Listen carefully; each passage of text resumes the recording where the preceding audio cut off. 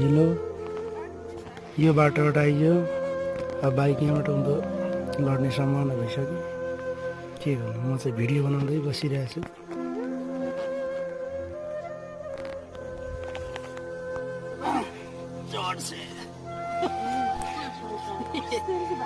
कसरी भाषा ल अब म उचाल्छु है त अगाडि त्यसरी कहाँ सक्नु त नि उचाल्नु अनि अलि सस्तोमा चढ्नु बाबा जुर्का उचाल्ने यस्तो छ ल त तान्दिनुहोस् त म ठेल्छु फेरि यहाँ दुईजना यतापट्टि तानेर अनि